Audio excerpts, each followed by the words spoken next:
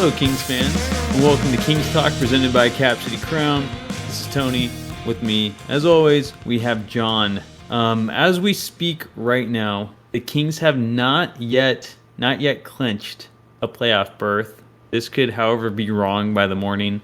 We are recording this on Tuesday evening, so the Kings do have a chance to clinch tonight with a Warriors loss. But as of right now, we do not know, and I'm not going to try to predict the future and have this podcast just be totally wrong.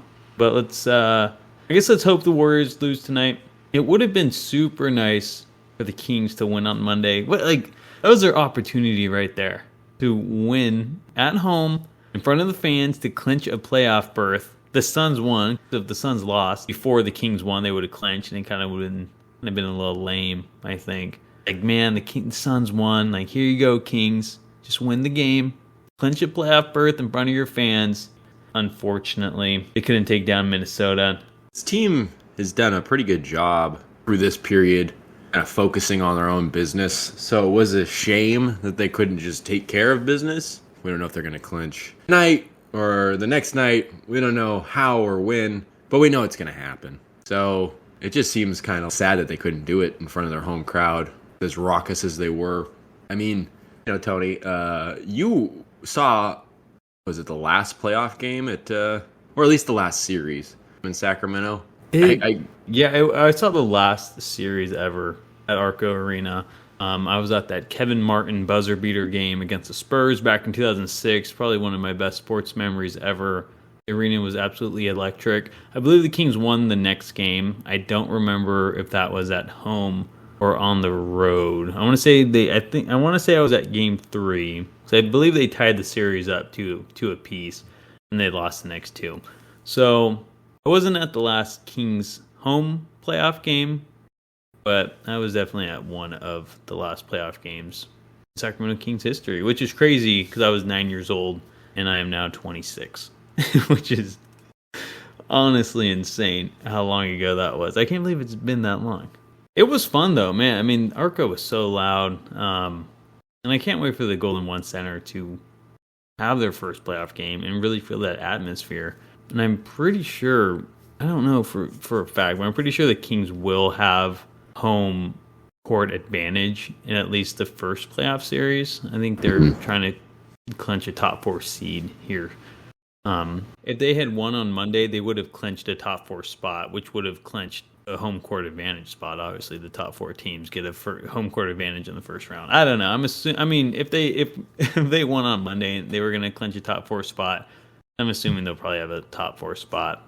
Let's just look at the standings. I mean, there's little way to convince me that the Kings are anywhere other than the 3rd spot, because they're 2.5 behind Memphis, and then they're 5 ahead of Phoenix in 4th. So yeah, they are going to have that top 4 spot, and it's probably going to be the 3rd spot. But yeah, it'd be kind of lame to have clinched it on an off night. It just, no one's out or anything or even watching it. So, but yeah, you definitely wanted to clinch it at home. They had the opportunity. Yeah, Minnesota's a good team, but you're at full strength. They didn't have Karl Anthony Towns. It was the second night of a back-to-back for them, and you still lose to them. Yeah, Minnesota's hungry. They're trying to, they're in the 6th spot now, but still kind of on that cusp of the play-in and whatnot. So, but still, they should have won that game. They should have been a lot more amped up to win it as well. Kind of moving on to that game was the unfortunate matchup against a long team that, like we were talking about last week, was just able to keep the Kings out of their groove, the way they like to play, which is picking up the pace off of stops, and they just couldn't get stops. Outside of the second quarter, they could not run the fast break and get out and push the ball. And you're talking about a situation where there's a task at hand, and the Kings failed to bring the necessary physicality and activity on defense to play the way that they want to play. And they allowed the length of Minnesota to disrupt them. And worse, they allowed Minnesota to get off to a really good start and allowed their 4th scorer in Jaden McDaniels to get really comfortable. Is that something that kind of makes you think will instill in them something to learn from this? Of course, there's always a way to learn from any game, whether it's a win or a loss. Or are you looking at that game and feeling seriously concerned about what's going to happen in the playoffs? And especially knowing that as it stands now, I think if the playoffs started right this very instant as of us recording, the Kings would play the Timberwolves in the first round. Yeah, and it is interesting. I mean, it was a playoff crowd for sure. I don't know if you'd really call it a playoff atmosphere, like fully, just because I wouldn't say it was like a must-win game. Like, yeah, it would have been super nice to do it in front of your fans and stuff, but I'm not concerned in that sense where they like couldn't handle a playoff atmosphere. I mean, I feel like we've had more playoff atmosphere games, like that Clippers game where they scored 100 and whatever points, right? But I mean, it is an interesting point that that game was against Minnesota because at this point, yeah, they would play Minnesota, and even without Karl Anthony Towns, they lost, and Minnesota's kind of giving the Kings problems all season long. I think they went 1-3 against them this year in the season series, so Minnesota clearly matches up with them well. I think we had this question last week, and I don't even think we said Minnesota, but you asked like what Western Conference teams would give the Kings trouble, and Minnesota's right there. They have that length, and that was kind of one of the factors we were saying last week that the Kings have trouble with. I don't know. I'm kind of hoping we don't play Minnesota in the first round. Minnesota is kind of on the cusp. They could be the 6th seed. Maybe they won't. It's so tight at the bottom of the Western Conference standings for the playoffs. Anything can happen, really. But as of right now, they would pose a problem in the postseason. Yeah, I mean, it sucked losing to them on Monday night and 3 times in the regular season. I think it will be a little different in the playoffs. I think the Kings will play a little harder, even with Monday's, playoff atmosphere in the Golden One Center, if you even want to call it that. I guess we'll just see. We'll see come the playoffs. Yeah, they will be tough though. They're a good team. I mean, to be fair to our conversation last week, I think we did mention Minnesota, but I also think we mentioned like 11 or 12 teams in the Western Conference. So yeah, the Trailblazers. Houston, but yeah, jeez. I think we probably mentioned every team except Houston, Portland, and San Antonio. Yeah, it wasn't the most focused conversation, but we did mention Minnesota. Yes, you're right. But Mike Brown afterwards, he didn't get asked about playing Alex Len, but it was very clear that they played Alex Len to kind of bolster the physicality and kind of just get a different look to match the size that Minnesota has. But he mentioned after the game that, if you recall, the one time they beat Minnesota this season, they were allowed to play small because Trey Lyles was really hitting it from deep in that game. And the only reason they won in overtime. It wasn't even in regulation. Yeah, you're right. The Kings can obviously learn from this like any game. Maybe if they play Minnesota, they maybe want to try to go small because it doesn't is decent and as adequate as Alex Len looked. He's not like changing the game. He's not even making it seem like he's going to be the backup center. Nowhere close to that. But the question is that something you can rely on going small? I didn't, necessarily hate Alex Len's minutes on Monday. I thought he was a good matchup for Gobert, and as a backup for Sabonis in that position, just like he probably would be against Jokic against Denver. I kind of like Len out there against the bigger bodies more so than Metu. But then you bring up a good point too, where Lyles was that backup 5 in that overtime period against Minnesota, where he was knocking down threes and kind of made Gobert not useless as a defender, but kind of because he had to play off, away from the paint, which he's not used to, and Lyles made him pay for it. So, you want to go small if you can, but that relies on Lyles being able to knock down shots, right? Reliable Lyles. Will he be reliable in that situation? And so it doesn't hurt to go big in that sense, but Lynn is definitely that backup center big where he can only go against those bigger guys and guys he can keep up with on the floor. Yeah, he's not. Gobert and I don't know if probably Jokic probably isn't faster than him, but then you have Metu for maybe the smaller guys inside. I don't know. I kind of just like Lyles as a backup 5, really. Then it's like, who's your backup 4? And just all these questions arise. It's just a mess. But that's where the backup 5. The playoffs is just gonna shrink the rotation down, I would imagine. It has to. And you're looking at a situation where you really only want to play your 8 or 9 best players. Thinking about the playoffs, it's just like they're gonna have to go small. I do think Lynn played well. Like Just to give Len credit, I was questioning whether Len even belongs in the league at the All-Star break. Crucify me for that, jeez. But he clearly has some value in terms of the fact that, like, yeah, he's a traditional shot blocker, but his 2 blocks both came in the fourth quarter. If you go back and watch those, take away the fact that he blocked the ball. It was just really nice retreat backpedal, and then being able to go up vertical and just using his 7-footer status to disrupt shots, and he just happened to get a hand on both of them.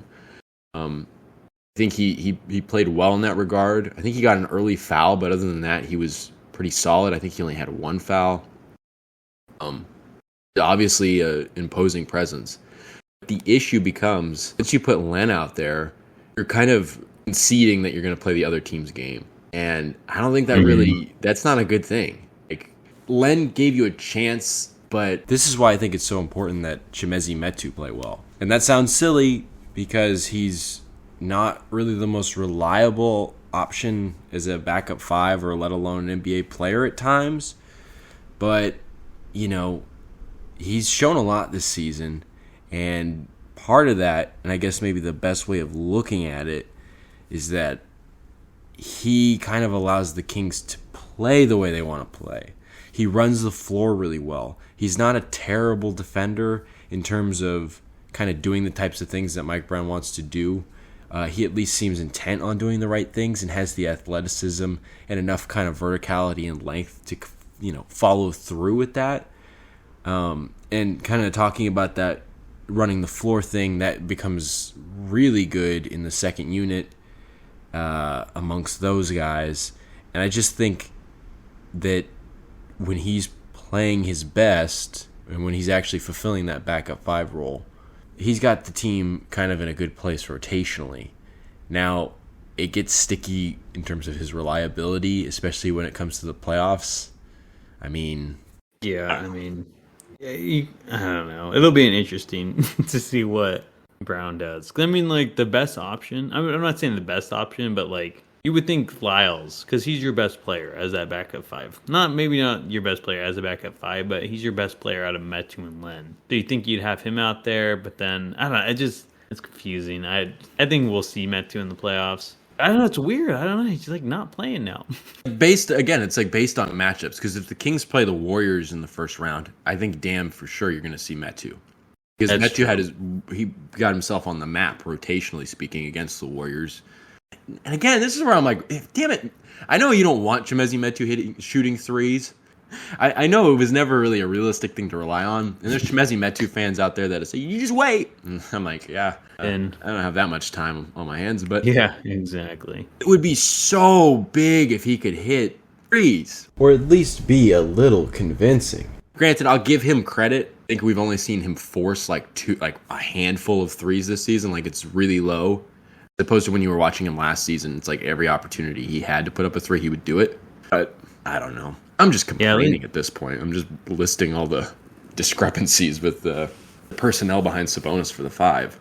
Yeah, it's bad. And it's funny because Metu, when we even brought him in, I don't even remember when we brought Metu in. Was it during the pandemic? He's been on this team for a minute. This is definitely the most play he's ever gotten. But it's like he kind of went from like a stretch 4 to like a backup 5 who like regularly shoots threes. So his role's changed, and like I applaud him for that because he's not a stretch 4. No matter, I don't even know why anyone thought he was the way he shoots the ball. Terrible.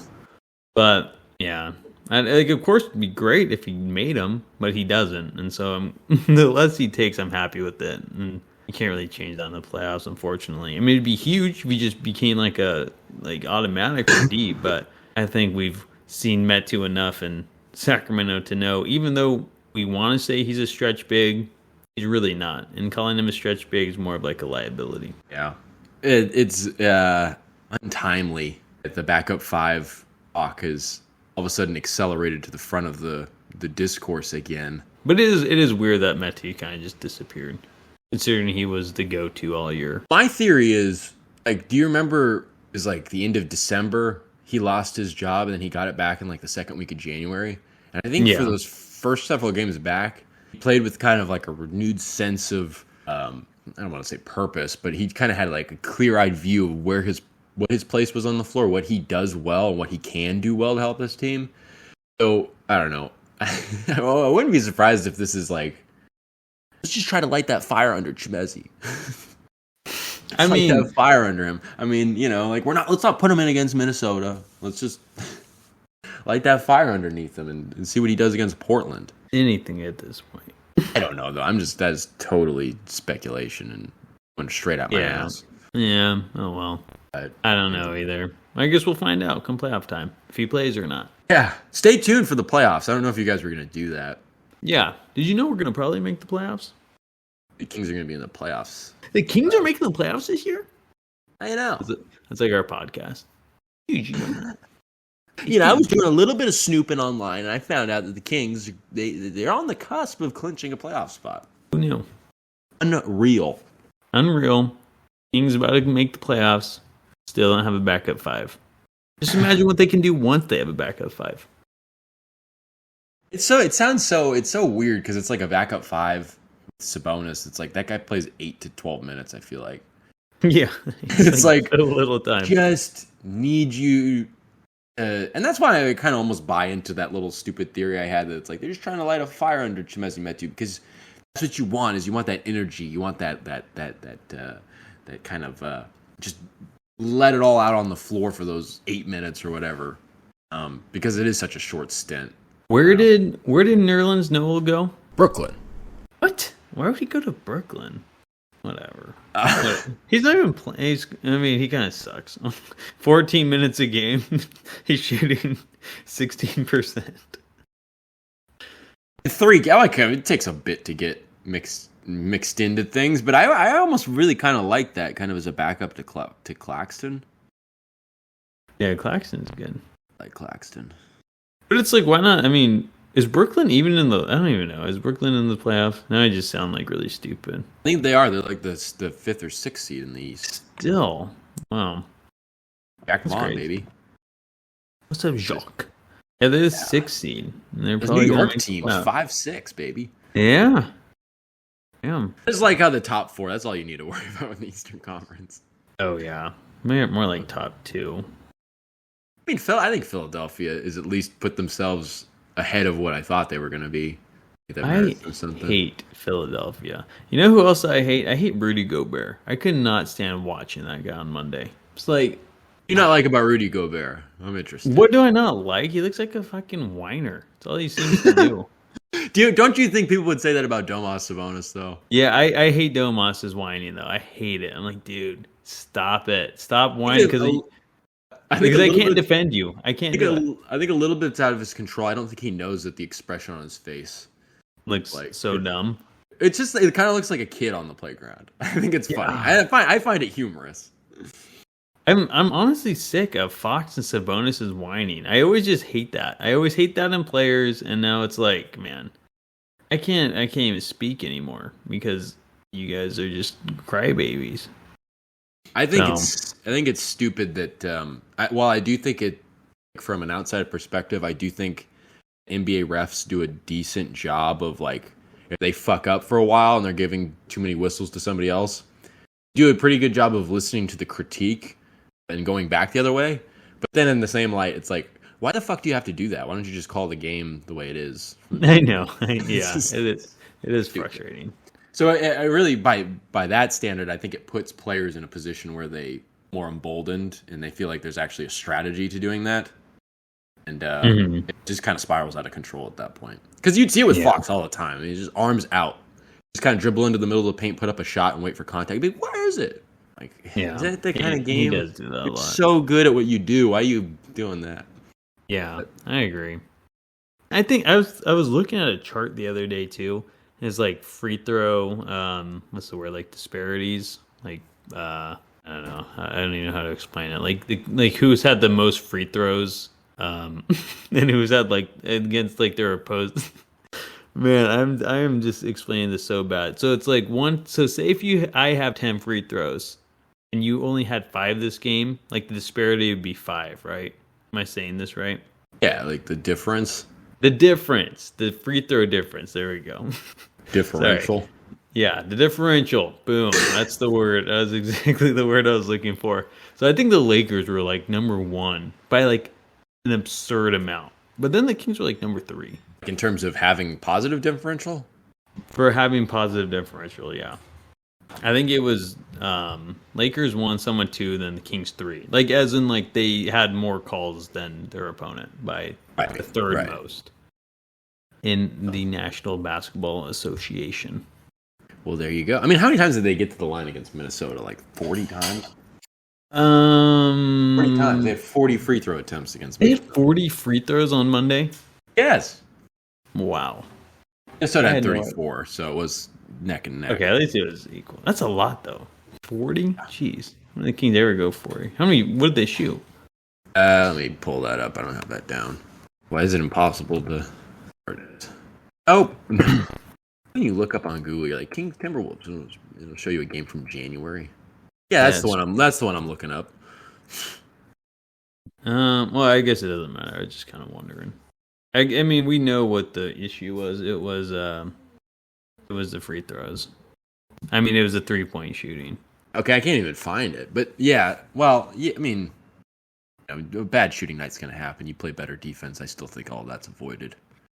Sounded like that's what Mike Brown thought too. But yeah, the defense too is like they just could not get a stop when they needed one. Like, oh my gosh, just get a stop. But I mean, what's new, right? Blow by. I just love it when Katie Christensen goes like, I really love the way the Kings are scrambling. I'm like, they shouldn't have to be scrambling every play like this. I don't know why you're saying that. Why is Kevin Huerter and Keegan Murray getting blown by every 2 seconds? Like, let's get a hold of that. Yeah, let's keep that to a minimum. Yeah, it is. They're just. It's not really a knock on them either, because I think they've both had really good defensive moments over the last couple of weeks. I just think it's about learning to play with the same intensity and physicality, or again, as Mike Brown says, for as close to 48 minutes as possible. Yeah. But speaking of the playoffs. Teams are going to the playoffs? Playoffs? Really? Oh my God. Kings? The Los Angeles Kings? Are we talking about hockey? Yeah, for real. Remember, I told a girl that I do I called it sports writing. She said, "What do you write about?" Like, "Oh, I write about basketball." She's like, "What do you like cover a team?" I'm like, "Yeah, I cover the Kings." She's like, "Isn't that a hockey team?" Like, yeah, it is, but it's also a basketball team. That's amazing, people. Though I'm amazed that a girl, nonetheless, would know a hockey team over a basketball team. Unless she's a big hockey fan. I don't know. I don't think she was. But speaking of the playoffs, Draymond Green would like to play the Kings. Before people freak out, it's not for the same reason that the Lakers want to play the Kings, which honestly, I can't blame the Lakers for wanting to play a team without playoff experience, but you don't say that out loud. You don't give the added motivation. But Draymond Green was just speaking honestly and said, well, wouldn't it be nice to cut the travel out of things and, be, 70 miles away on Interstate 80? I thought it was kind of funny. When you kind of read a headline, it's like, oh, Draymond Green wants to play the Kings in the first round, you could just feel all the Kings fans get all defensive, rightfully so. Then you read the fine print and you're like, oh, I guess that's interesting. Yeah, I mean, sure. I guess that is nice. We should just sweep. We should just play them and sweep them, and then we can start calling. It was the Oracle, but the Chase Center. Like, remember when it used to be Arco West, Oracle? Yeah. Sorry, it's like just sweep them. It's like, yeah, it's Arco West. Just after one series. Yeah, just after one series. So yeah, we own this. We own NorCal. It's like what the 40 Wins Baby trio said. I don't know why I always say 40 Wins Baby. The 40 Wins trio. The 40 Wins Baby? Like, we Sacramento, or Bay Area, Sacramento, we taking over. Yeah. Yeah. I mean, sure. I mean, that'd be nice for both teams, I guess. It would be we do have home court advantage, so maybe, like, Maybe we want to play someone with a bunch of travel. Yeah. I guess we'd have to be traveling just as much, really. That's a good point, though. I guess would give either the Kings or the Warriors an advantage in the next series they play. Whoever wins. That's a good point. That is true. So, I don't but know. do the Kings really? Does anybody want to go into the playoffs and be like, "Yeah, I want to play the Warriors"? Like that'd just be stupid. You don't say that. They don't say that out loud. Yeah, it's definitely not probably not something you want. The defending champions, no matter what seed they are at the moment, they're Steph Curry, Draymond, and Clay are 4-time NBA champions for a reason. So is Steve Kerr as a coach, So it would, yeah. I don't know. Like, what's your dream? Like, who do you want to play in the first round? Like that's around there right now. I mean, don't say the Rockets. That's the thing with the right. The San Antonio.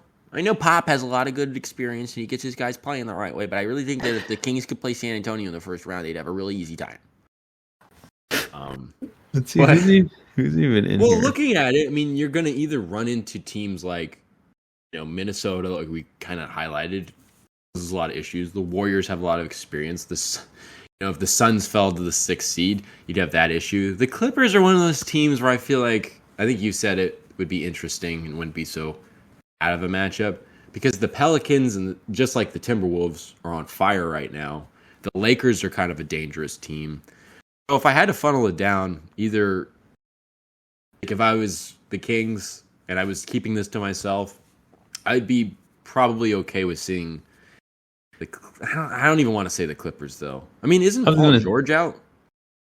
I don't know, but I was gonna say the Clippers too. I was gonna say, I was gonna give a cop out answer and be like Oklahoma City, the 10th seed, they just move up.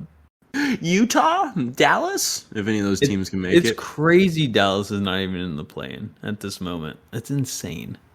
I would really say something if they just finished in the 11th spot, didn't even get to play in basketball. That'd be amazing. It'd be so crazy. It's still amazing to me the idea that the Warriors could be a play-in team. Yeah, I don't know. They haven't been that good this year. No. I mean, what are they? They're 9-29 on the road. Yeah, it's real bad. 9-20. The only other two teams in the Western Conference that have single-digit win totals at home are San Antonio and Houston. Dang. Sounds like Golden State should move to Texas. Yeah, honestly. But, this is the thing. It's like that's why I kind of thought it was funny what Draymond said because it's just like yeah, you're right. It's the only context. That's the only context. It's the only reason you should want to play a team in the playoffs. I mean, like the Eastern Conference, obviously, it's like I think the Bucks are going to be okay playing the Hawks or the Raptors in the first round. They're going to be fine. Well, you know what? It's like, well, of course, I mean, not even if the Warriors are that bad on the road, of course they want to play the Kings because they'll probably have the most fans at those events or those arenas, Here's another that point, arena. too. The Warriors may have the worst home record of the playoff teams, or at least the prospective playoff teams in the West. I mean, really the whole league. Home record or road record? Did I say? I meant road record if I said okay. home. But of the top 4 teams, well, thanks. Of the top 4 teams in the Western Conference, and now I'm kind of splitting hairs here because it's not the whole thing, but the top 4 teams in the Western Conference, who has the worst home record? The Sacramento Kings. Do they? So, yeah, they're 23-16. Out of the top 4 teams in the West.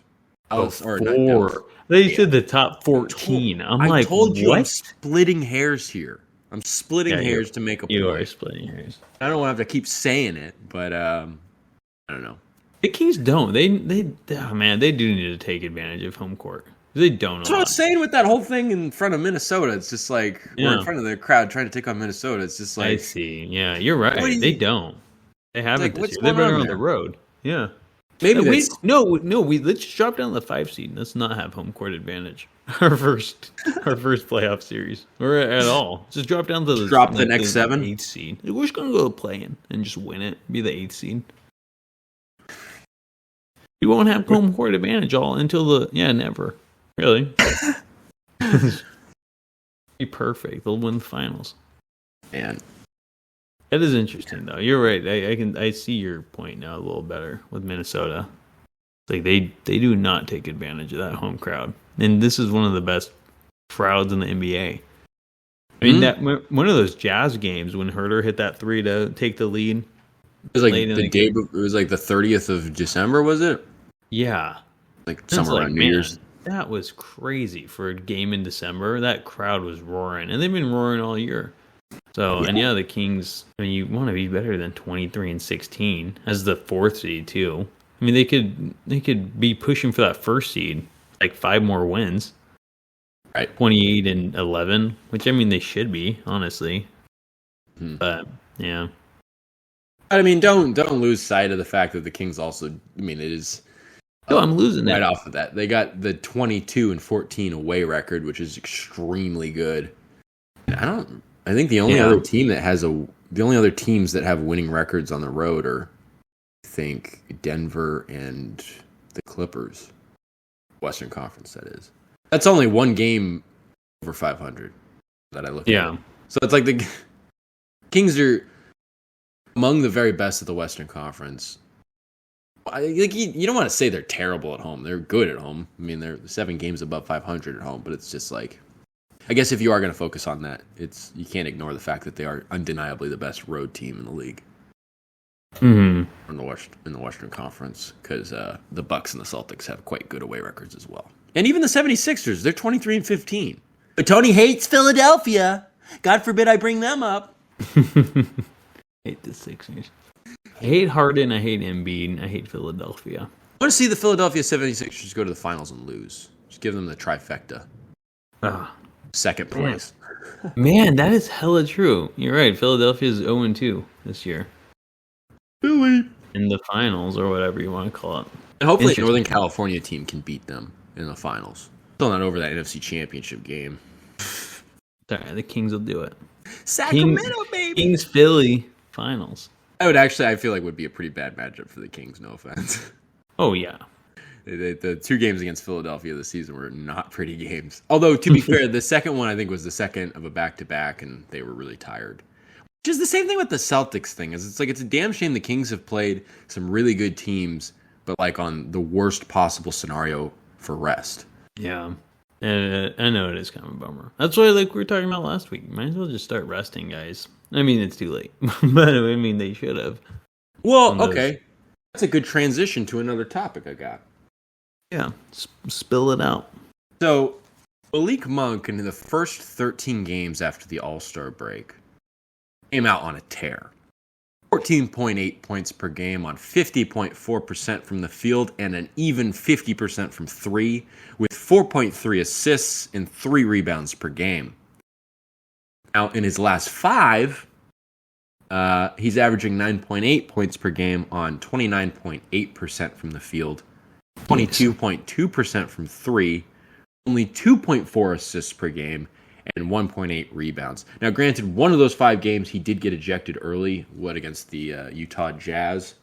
Like, early into his minutes. Early. It was the third quarter. Really? It was essentially half his time out there, is what I mean. But still, shooting splits kind of speak for itself. The assist thing is kind of surprising because he's always maintained about 3.8, 4 assists per game all season. Again, it's only 5 games.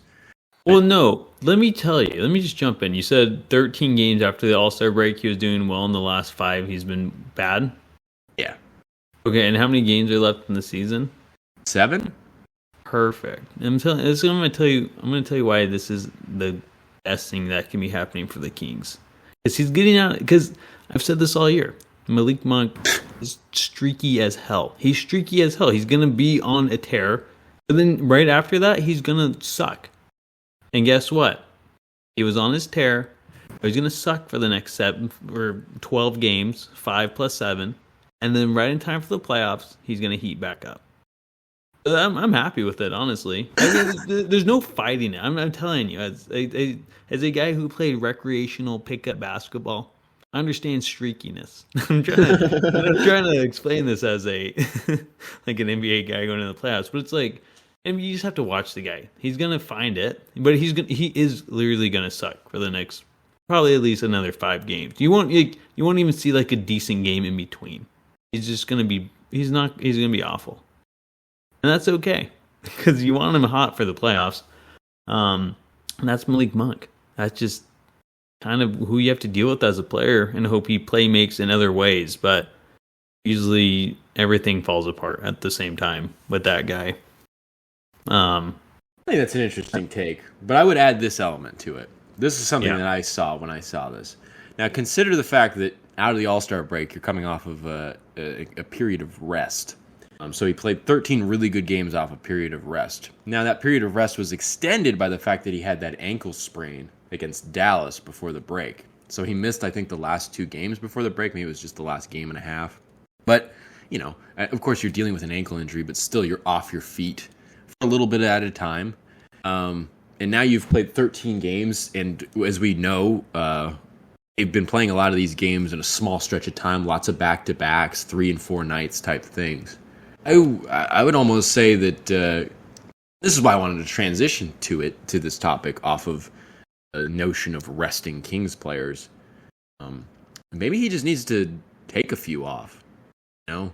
And of course, he's not going to say that, but it seemed like when he went through his kind of like initial kind of big slump, what was that, in like late November into December? Maybe I'm making that up. We're not getting that exactly right. Yeah, I can't remember. Kind of seemed like he was a little tired. You know, Mike Brown didn't say he'd been hurting, but whenever the whole thing about Monk's slumping or shooting slump, Mike Brown would always say something to the effect of like, well, you know, guys are always kind of, at this point in the year, they're always dealing with different nagging injuries and little nicks and bruises like that here and there.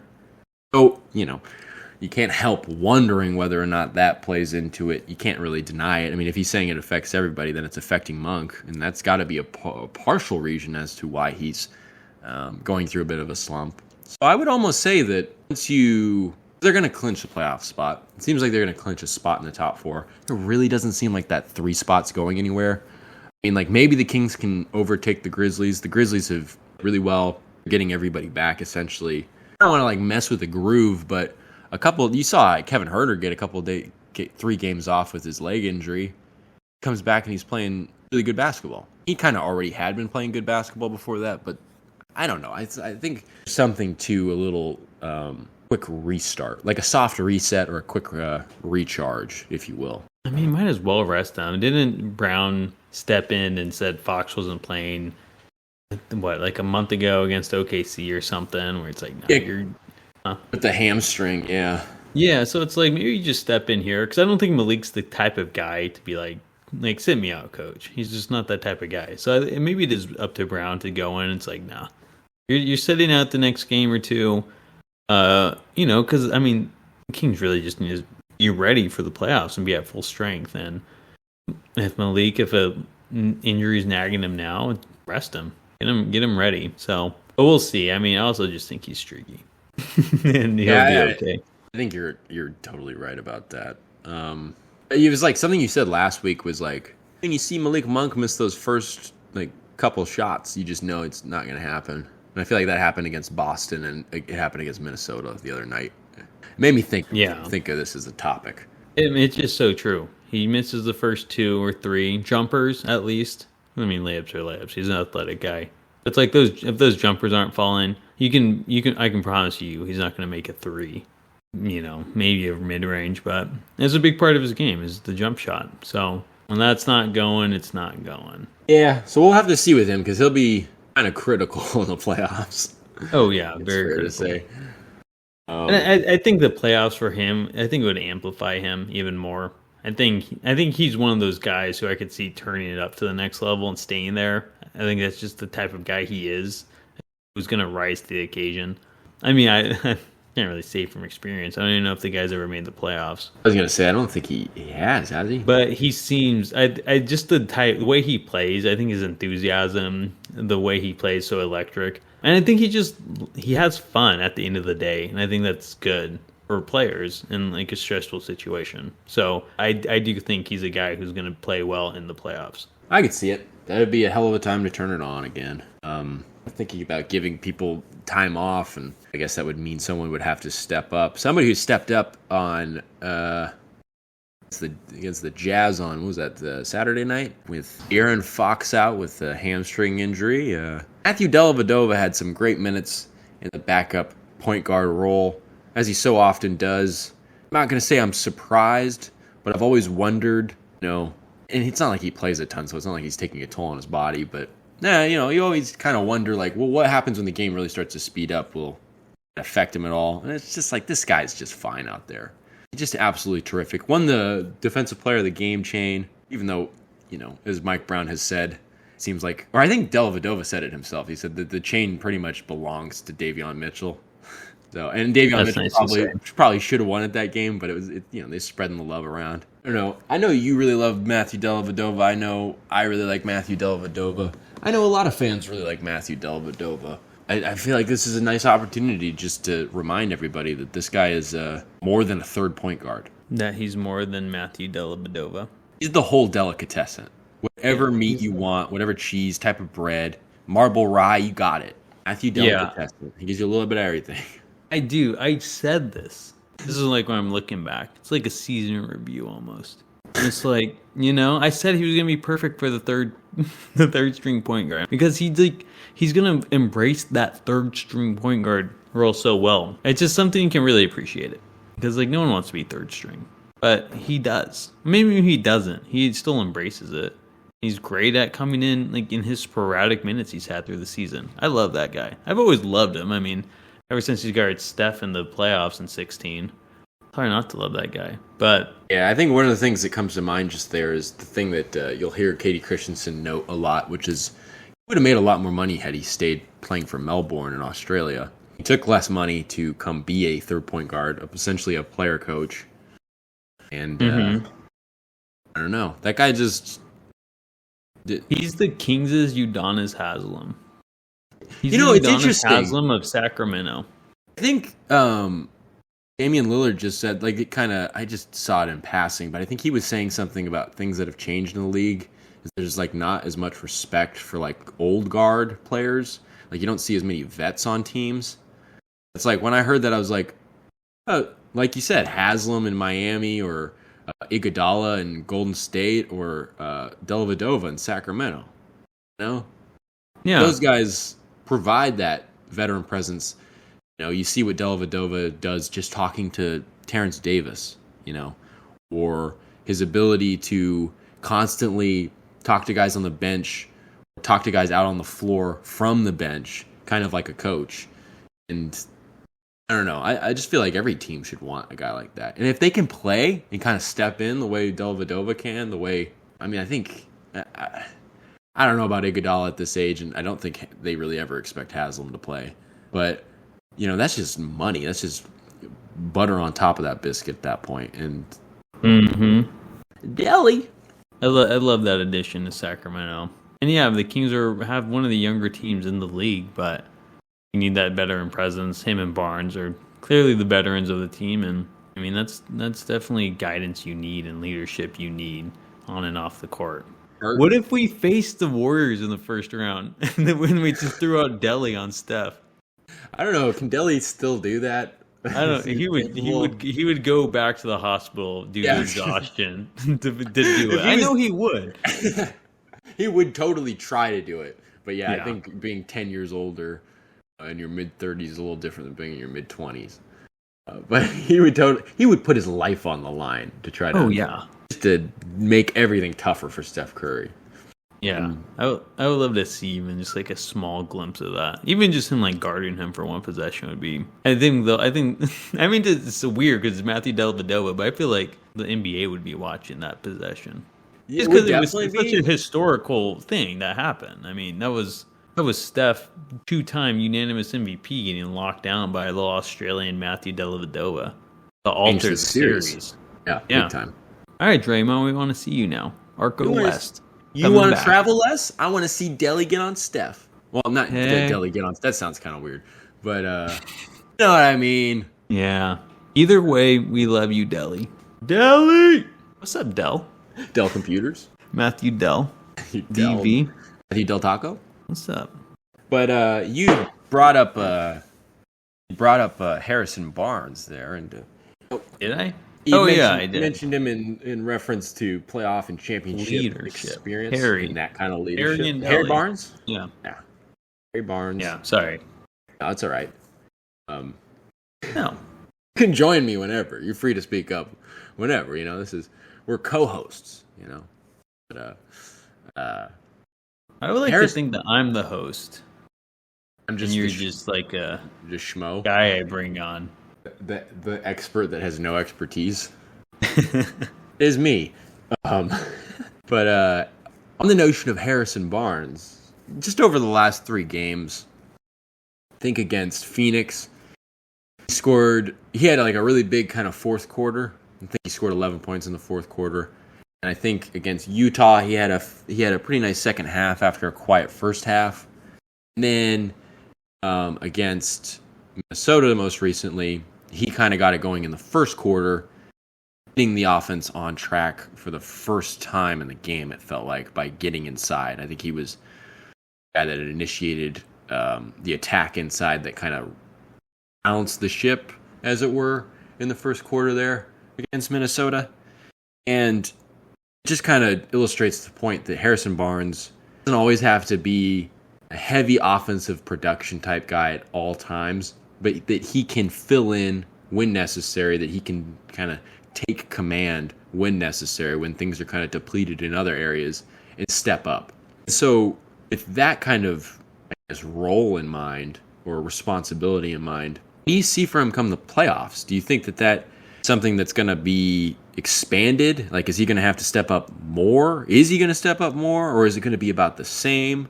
Kind of an open-ended question, but I mean, like, what are you expecting from Harrison Barnes, the one guy in the nightly rotation with championship experience? I know. You know what's crazy? You're talking about Harrison Barnes on the playoffs. His last playoff game was a Game 7 of the NBA Finals, and he has not been back since. It's crazy. He's probably missing that like badly right now. He went to the playoffs every year in Golden State and 2 finals appearances, right? His 4 years in. Yeah. He thrived in the playoffs. Every time it was playoff time, he'd shoot. He'd turn into a 3-point shooter. Yeah, crazy. That's crazy. Yeah, I can't believe he's probably so excited. If anyone's excited, it's Harrison Barnes, really. And you probably won't ever see it on his face, but he's probably yearning to get back to the postseason.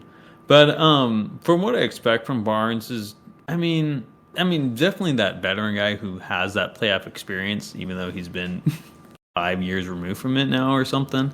Man, even longer. It was 2016. So what? 7 years? 7, yeah. Man, that's crazy. But he's still that veteran guy with that playoff experience. I mean, of course you'd hope he can step up. I mean, yeah, maybe you put a little more on his back. The game is going to slow down.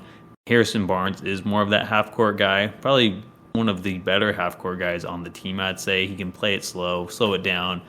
Get to the line when you need him to. I think that's going to be important. Like, when you need a bucket, yeah, like Fox is your guy, but I mean, Harrison Barnes is right behind him. He's great one-on-one, great working in the post on smaller guys.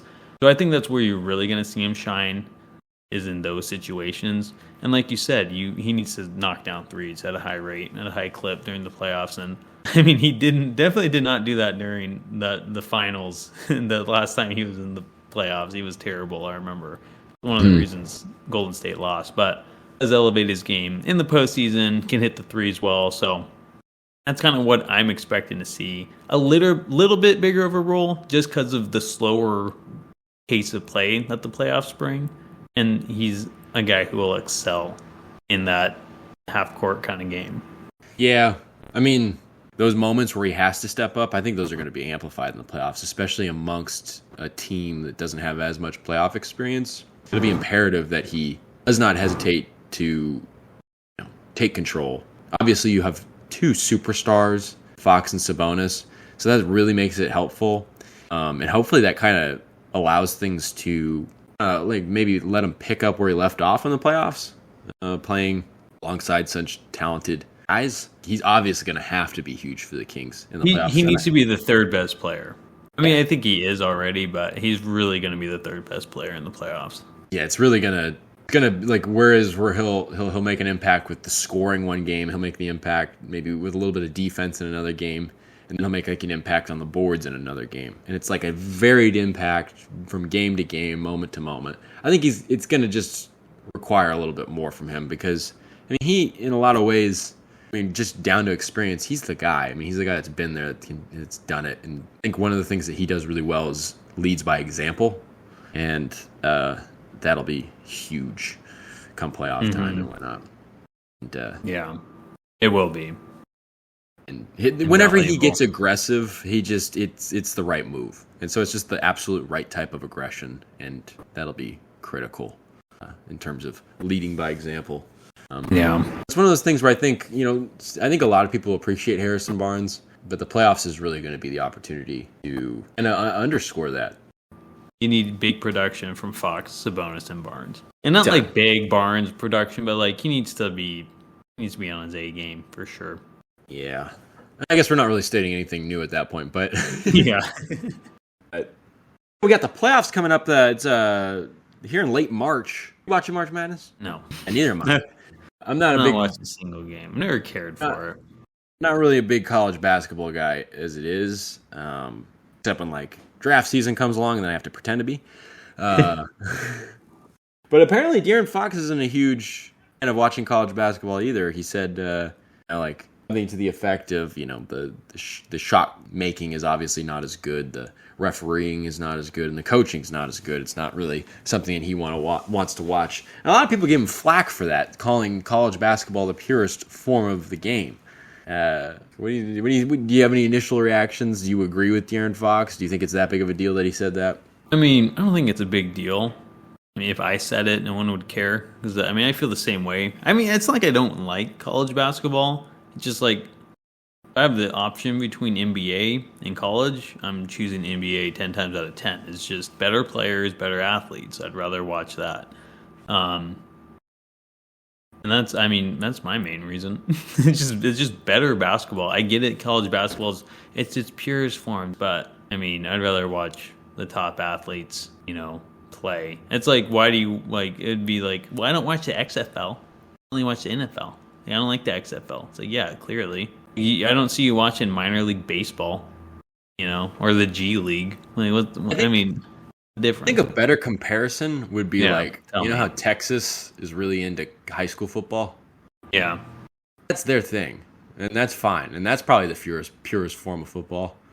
It's just like, it's not everybody's thing. And just from Fox's standpoint, it's like, I don't know. Did you expect someone who's like one of the best at what he does? I don't want to say stoop down to watch college basketball or stoop down to like absorb it, but like, can't you kind of see how it would be a little unpleasant for him to watch, given his place in the preeminent league? You want him to lie and say that college basketball is this great game to watch? A lot of people agree with him. And I kind of appreciated the fact that he was honest about it, because you always hear these things about like, oh, it's March Madness, everybody's watching their, alma mater and stuff like that. I'm like, do they care that much? Do they really care that much at this point in their lives? I don't know. Yeah. I mean, honestly, I'm an alma mater of Sac State. And honestly, personally, I didn't really care when they were doing well in the playoffs as a football team or being well. I'm like, it's cool. I'm like not sitting down watching the games on ESPN when they were on ESPN. It's just like, I didn't watch games then, and I'm probably not going to watch them now. It's like good for them. Like, I'm happy for them. Happier than like another school being good, but it's like, I just, it wasn't my thing. It just isn't. So I mean, I guess it's just preference. I've met guys who only watch college basketball and don't watch NBA basketball. It's just what you like, I suppose. I'm like, yeah, Fox played college. Doesn't mean he has to like it. Done and done, baby. Well, the Kings make the playoffs? We don't know. We don't know tonight. We will know tonight. We'll know tomorrow. As we speak, me and John, when people listen tomorrow, will the Kings have clinched a playoff spot? I don't know because they're playing in San Francisco. But against a good Pelicans team, yeah. But luckily it's on TNT, so at least we can follow along. Unlike I don't know, the Suns game a couple nights ago where they won. Anyways, I don't know. We'll see. I wish I wish they just clinched on Monday and we could be talking about it right now. No, it really ruined the everything all planned for that to be all about the clinch, and no. Yeah, but I mean, I can assure you, and watch this not happen. I can assure you by the next time we talk, the Kings will have ended their 16-year playoff drought officially, and we will have already probably celebrated by then. We could be celebrating today, but no. But Are you gonna celebrate if the Warriors lose? Are you gonna like go out and get a drink or something? I Just 'cause the had Warriors champagne ready on Monday, honestly. So yeah, I'm just pop some champagne. I still might just do it. Just like, because I mean, regardless, it's a big moment. I hate to say how boring it would be the Kings just clinched by a Warriors loss, but it's like, that's 16 years, and so it's like something I've been waiting for a long time. And I mean, you can't do it if they beat Portland. Like, whatever, they already clinched. This was literally be the one time to really celebrate, I guess. But we'll see. I feel lame doing it. Like, yeah, Golden or New Orleans, baby, let's go. You'd be rooting for them tonight, technically. But I don't know. We'll see. I'll let you know next week if I pop the champagne tonight if the Pelicans win. Oh, I'm anxiously awaiting that news. Yes, but the Kings do have 2 games in Portland, one on Thursday. No, one today on Wednesday, and one on Friday. So just in case they didn't clinch tonight, I guess. I mean, I just watch them as just have clinched, and that's what I'm saying now is just useless. But they have a chance to clinch Wednesday. Today. Today. I'm all confused now. I always hate recording and then posting it the next day. It hurts my brain. But John, anyways, wrap it up for me. I'm done speaking. I don't know. We'll have to see what happens, but I think the 2 games up in Portland are kind of big just because Portland is the epitome of a team that's totally checked out with Lillard done for the season. It's an absolutely disappointing season for them. And I just want to not like we were alone on this, but it's like, remember when the win total for like the over-under got announced and it was like 32.5 or 33.5 for the Kings? And they had like Portland 37, 38 wins or something. Like Portland was supposed to be better than the Kings. I thought it was so stupid. I'm just like, I don't see how anybody thinks Portland's better than Sacramento. Like, I still thought Sacramento had something to prove, but I just did not. I'm like, I don't know how you make that argument that they're better than Sacramento. Chauncey Billups is their coach. What the hell has he ever done? I'm sure they'll be looking for a new coach. I don't actually know about that. I don't know if there's rumors about that. For all we know, they just stick around and stick with him. Yeah, I guess we'll find out. Or I guess there's also talk that Lillard might. I can't really see Lillard going anywhere else. But yeah, they don't even get me started on Lillard. As we close. I think we did that last week. Yeah, and I could do it again this week. But I'm not gonna. We'll leave it at that for the sake of brevity. And, but those 2 games up in Portland, you got to win those. Yeah, there's no excuse to lose those. Yeah, it should be easier wins that they've had lately. But yeah, well, as always, I want to thank you all for tuning in. And until next time, have a good one.